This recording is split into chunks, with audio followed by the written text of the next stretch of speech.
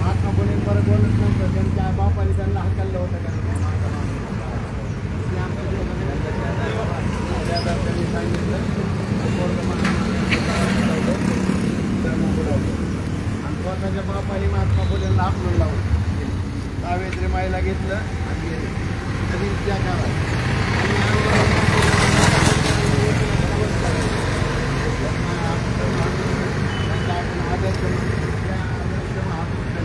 आपला आयुष्य ह्याच्यात लावतो आपल्याला काय आयुष्य लावतं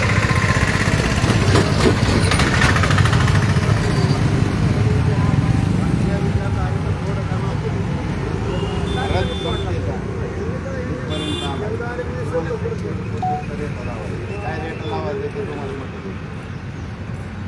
आता तुम्हाला आता पैसे देतील की तुम्हाला 5,000 मताने देऊ शकतो, 10,000 बी देऊ शकतो.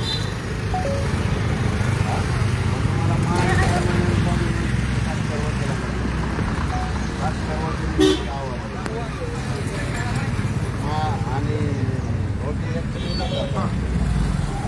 माझी बाहेर लहान पाहिजे एक दिन माझी गोष्टी सुप्रीम कोर्टात मी बाहेर रस्त्यावर असणार मला तुम्ही आता पैसे हां तुम्ही जे आता विचार करणार आहे पैसे वाटले पैसे वाटून मी 5-10 मताने मी पडलो तर तू समजा तू आतमध्ये बघतो नगर परिषदेच्या बाहेरची झाड आहे ना लावणार टेबल गोष्टी टाकणार 12 मतदारांचा नगराध्यक्ष म्हणून तिथे बसला इकडं 5 वर्ष मी कामच करत राहणार आहे. हे काही थांबणार नाही कारण माझ्यासाठी हे काही माझ्यासाठी हे आंदोलन आहे, त्यांच्यासाठी ती धंदा आहे, राजकारण त्यांच्यासाठी धंदा आहे, माझ्यासाठी हे आंदोलन आणि हे आंदोलन फुलेंनी सुरू केलं. त्याच्या अगोदर बी सुरू झाले मी पाठीमागे जातो जाईल तर 5-4 वर्षापर्यंत तुम्हाला घेऊन देतो.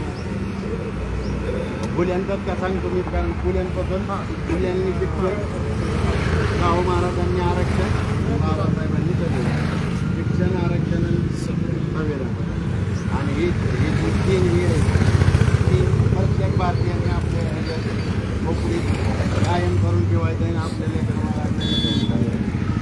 तेव्हा आपण त्यांनी आयुष्य लावून ते आपल्याला दिलं. आपल्याला जर समाधान वाचवता आलं नाही तर आपली पुढची पिढी आपल्याला माफ करणार आपल्याला काम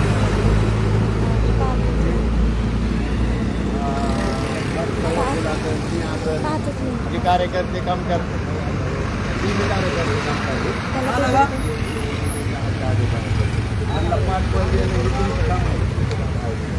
तुम्ही काम तुम्हाला कुठं आम्ही म्हणणार आहे का आमच्या बरं जेलमध्ये चला नाही.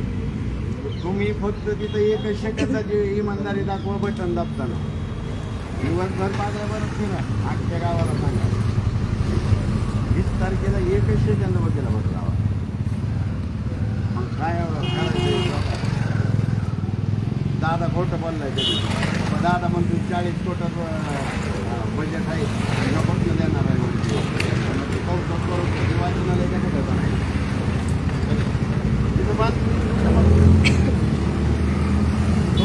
आम्हाला समजते आम्ही राबून सगळ्यात जास्त निधी आपल्या प्रभागात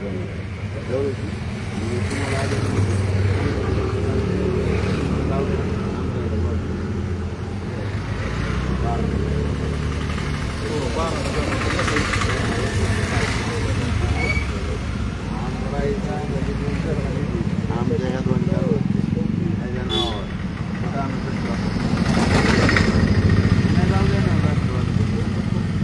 हात लावू देणार नाही हात रुपया घेऊ देणार आणि हॉटेलाच्या बायकोला माया पोरगीने आतमध्ये जाणार आहे 15 दिवसांनी आम्ही दोघंच त्याचं बसणार आहे ती निधी आणत आम्ही काम करून राहतो येत नाही तोपर्यंत उठणार नाही.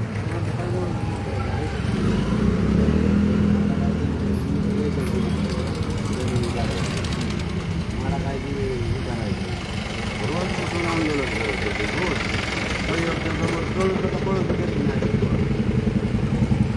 ही लढाई अजित पवारची नाही ही लढाई मलिदा गँग विरुद्ध सर्वसामान्य भारत आता ही शाळेत चाललेली पोरं आहे ती काय ह्यांना फुकट ॲडमिशन भेटले का? मग 1846ला महात्मा फुले फटके कपडे घालून थांबलं होतं आंतरराष्ट्रीय होतं मग आणि मग इंग्रजांनी ते अजून भेटलं नाही आपल्याला. आणि त्याच्यानंतर शाहू महाराजांनी त्यांच्या संस्थानात जी आई बाबा आपल्या पोराला शाळेत पाठवणार नाही त्यांना 1 रुपया दंड केला. काय मेंबर बरोबर 1 रुपया दंड केला शाळेत पाठवायचं. आपल्यासाठी सगळं त्यांनी केलेलं